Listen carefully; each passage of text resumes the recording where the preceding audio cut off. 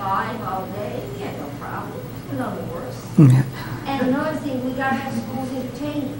Every other day, gotta have a party for it. You know, we have so many things to do. Yeah. And never before we spent more money. Yeah. I know we're giving them free tuition. We're giving them free books. We're giving them free breakfasts and free lunch. Mm-hmm. In another part of my life, I'm helping Doug Wilms. He has a tool called the Early Years Evaluation that is a tool for kindergarten through grade 4 to identify kids at risk and to track that the system is intervening with them. And teachers have never had those kind of tools, so they're the same kind of surveillance system we have for vaccinations and eyeglasses and dental caries, but applied to the things that in the long term matter most, literacy and numeracy. Yeah. I'm not sure if I understood this part, but the literacy utilization rate. Yep. So you gave an example of a town that had 66, a higher Mm-hmm. percentage. So what use that information or statistics starts to emerge, does it also indicate what they're doing right, but someone else might not be doing right? I'm going to give you a facetious answer. The highest literacy utilization rate in Canada is in Alberta. It's 71%, and that's because they found oil and they have lots of employment. The lowest is in Newfoundland, where it's only 51%. And so the point here is that governments have assumed that they don't need to pay very much attention to the demand side, and they just let it ride. And where they had paid attention to the demand side, they do things like invest in RIM or invest in McDonald Detweiler or invest in the universities to do research and development. And those are all good things, but they shouldn't be at the expense of not investing in the skills of the average worker to improve their ability to apply those technologies that are being generated. Yeah? So that utilization rate is sort of a function in part of the rate of employment? Yes. So part of it's just undifferentiated employment, you know, what percentage, what's the employment rate in the community, but it's also of the people employed, how much of the available pool of skill in the whole population is being utilized. My question about when you were looking at what's the benefit from eliminating shortages, what kind of assumptions are built into that when someone reaches a certain literacy rate that they will find? There's in fact no assumptions. Or there's one assumption. That's the best estimate. What the data actually say is the best estimate of what such an investment would yield. So the only assumption is you could be naive and assume that all of that benefit's going to be passed on to the workers in terms of higher wages and benefits. Most of the evidence is that given that Canadian firms are under huge pressure from this international competition, that they actually divert those benefits to get better products, to lower their prices, to do more marketing. And so the benefit is actually that workers get to keep their job rather than losing them and not knowing where the next job is going to come from. But the assumption would be that, say, the unemployment rate would remain the same, and like in terms of the Yep. overall population, it's not. Well, there are big effects. The first thing that happens when you raise skills is more people get drawn into employment. So you get the incidence of employment goes up. Then the weeks worked go up, so more people are working more weeks. And then there's evidence that the wage rates go up too. And because of those three effects, and then you get big drops in EI payments and social assistance payments because less people need that support. Janet? Doesn't it mean, though, that I would assume that you were assuming that the increased supply is being used. Yeah. Yeah. So that does mean that people are either in working or in jobs that are demanding those skills. And if you're only using 67% in the first place, doesn't it mean that the demand side has to go up at the same time? Yeah. In order to get that full benefit. Absolutely. That's why we want governments and firms to pay more attention to demand. So the kinds of jobs firms create, they should think more about that. Governments should pursue policies that increase demand. And the biggest thing governments could do is stop subsidizing other investments so that there's an unequal playing field. So buying a machine is heavily subsidized through tax write-offs, but investing in employees not. fix the markets by giving people tools to diagnose the problem and fix it efficiently, and make sure the supply is generated efficiently. Yep. Are you aware of anybody in the province of Ontario, whether it be central or provincial organizations, who are actually using this data for any advocacy purposes? No, because this data, I mean, the segmentation data has been trapped in the ministry.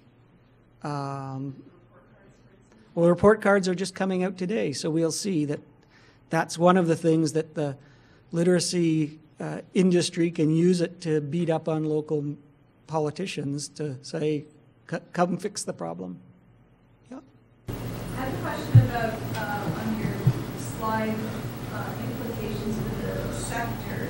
And you had a point in there about, I think you had worded it the problem of workforce. Yeah. Not sure what you're meaning by. Well, most of the problem,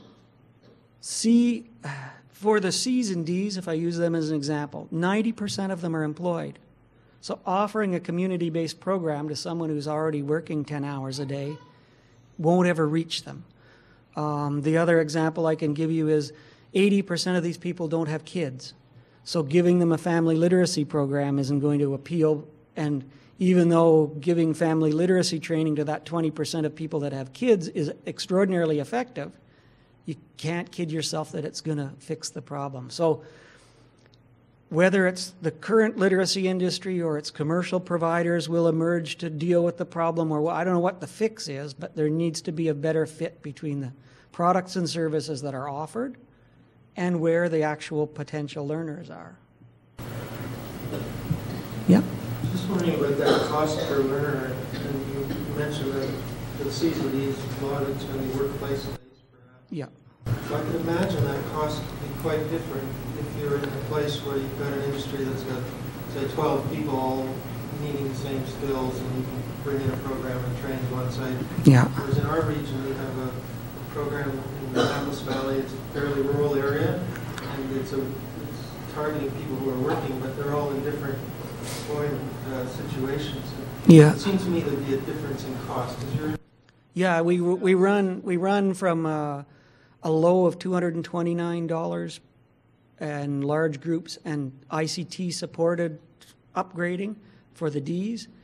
The A's are 375 hours of one-on-one or small group instruction, $1,500 investment on average.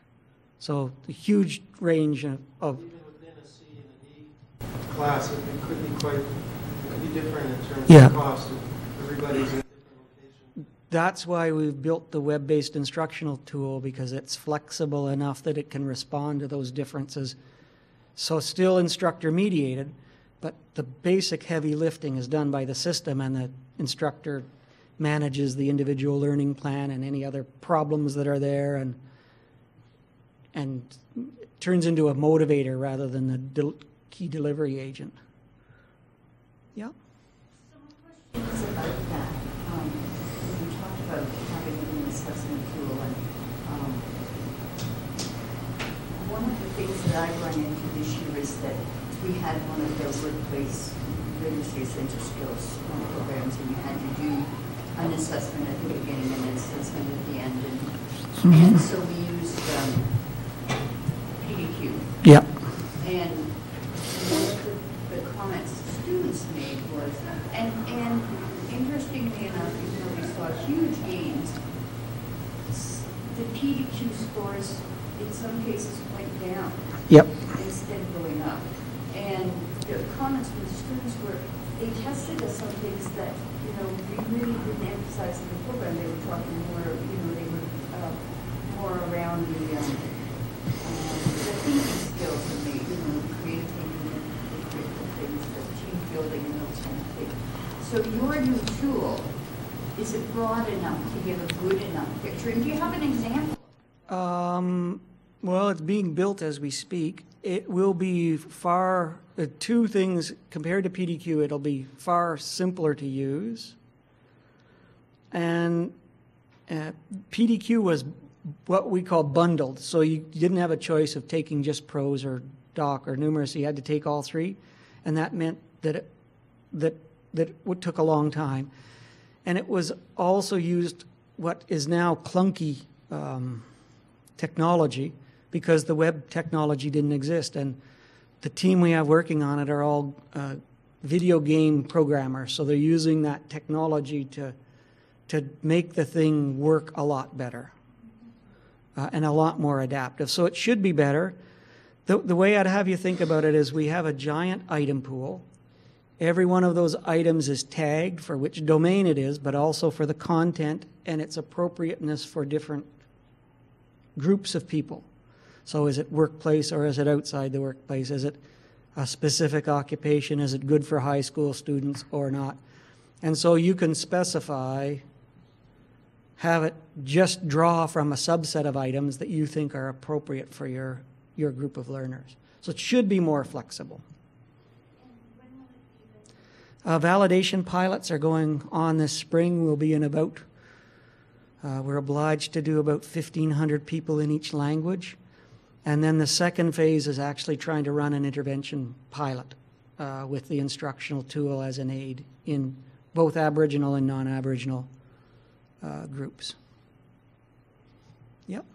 On your slide, you're showing us the distribution, like the bar graphs, and the percentage of employees in each of the different classes. And I'm just wondering whether that was also done for the labor force as a whole. In the body of the text, there is stuff on the average skill of people that are employed, which is generally higher than the average skill of the whole population. And those segments are only for employed people or unemployed people that have an occupation.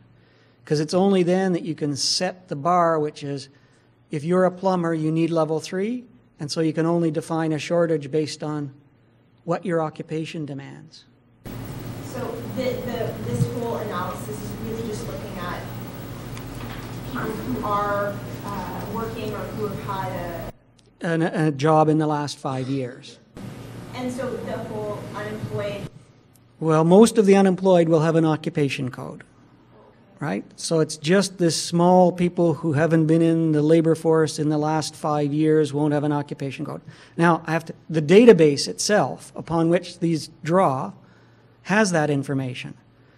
It's just to get costs there, and we've done this, you have to say what level should people be given that they're not in the labor force.